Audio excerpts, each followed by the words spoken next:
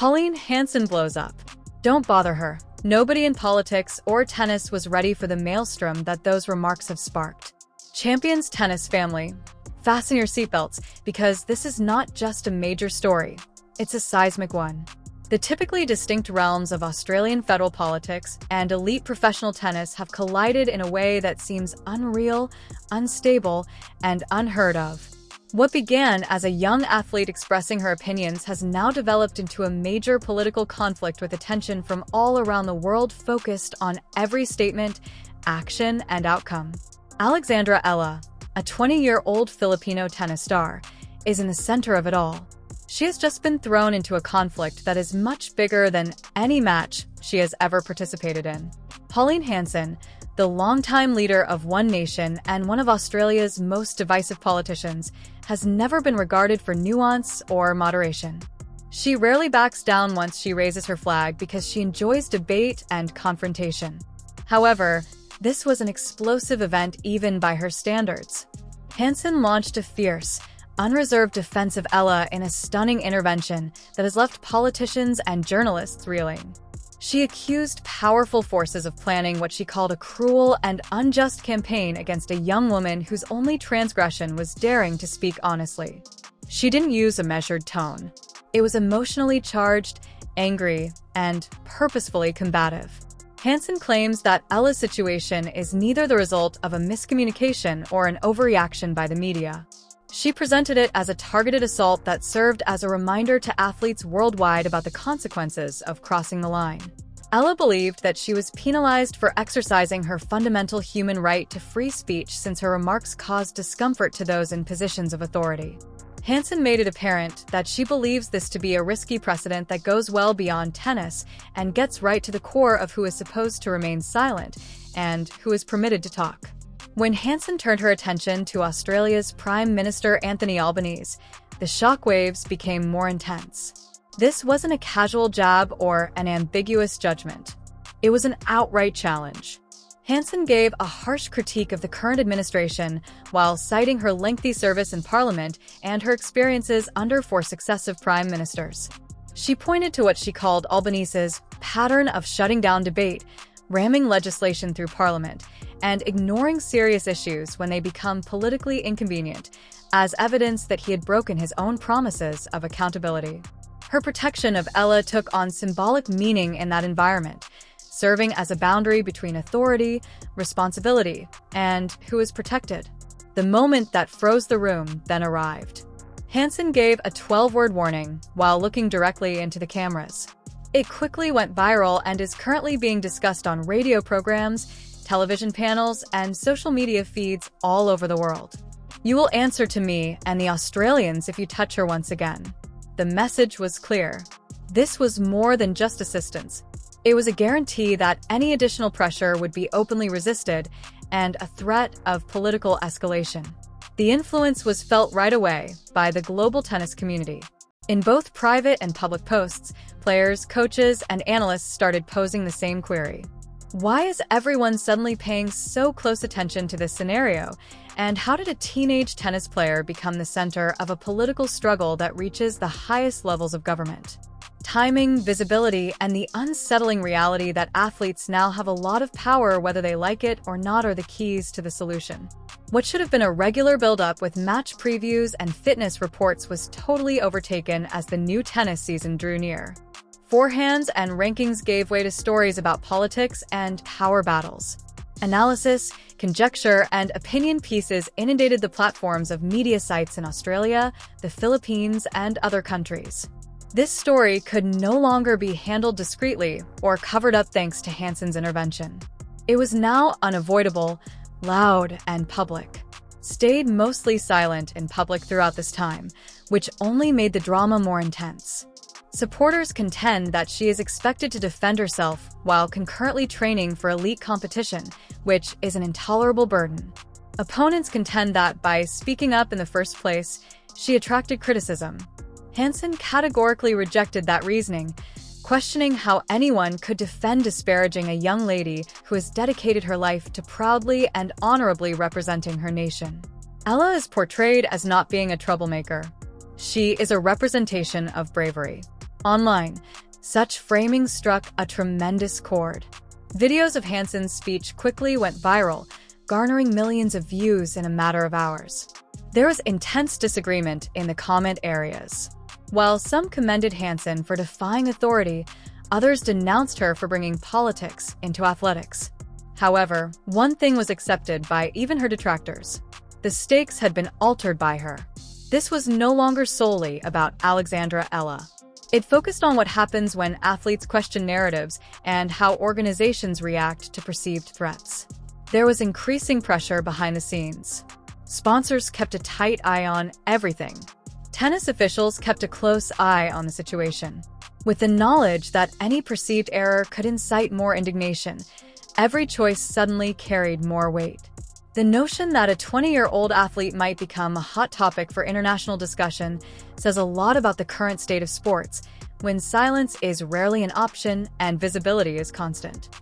One unsettling reality emerged as this political tempest intensified. Alexandra Ella was no longer merely getting ready for the upcoming tennis season.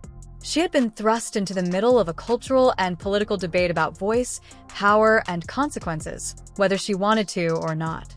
Retreat was rendered impossible by Pauline Hanson's intervention. The spotlight was bright, merciless, and stuck in place.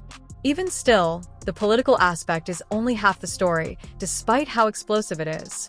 Because Ella is still a professional athlete with games to play and expectations to meet, even as these debates boil in media studios and parliament rooms. The timing couldn't be more cruel. The pressure she is under is real, as the season is about to start. It is tangible, instantaneous, and unrelenting. This story's following chapter doesn't take place on a debating floor or behind a podium. In front of spectators who now view her as much more than just a young player with promise, it takes place on the tennis court under the lights. With every hour that goes along, the tension surrounding Alexandra Ella's predicament becomes more and more oppressive. The storyline has drastically changed from practice courts and warm-up matches to a never-ending cycle of headlines, political commentary, and social media warfare only days before the start of a new tennis season. What ought to have been a time of quiet preparation has become an unstoppable global spotlight. Ella now faces more than simply physical preparedness as a hurdle.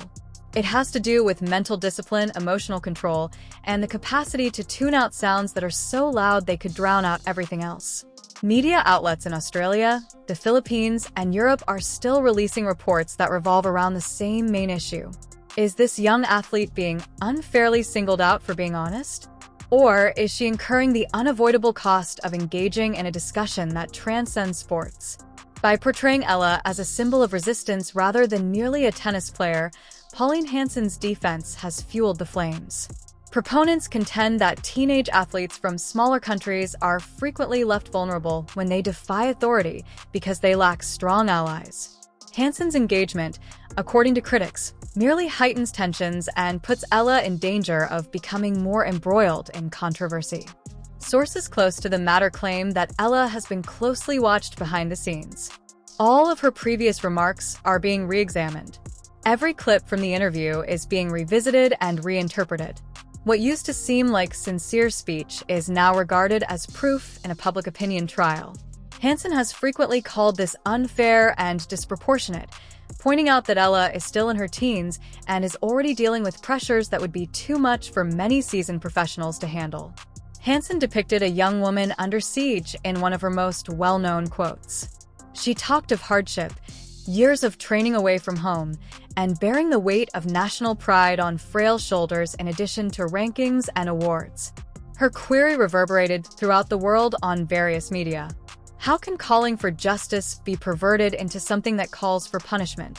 Fans who witness innumerable athletes urged to perform, inspire, and represent but remain mute when hard truths emerge were deeply affected by just one question.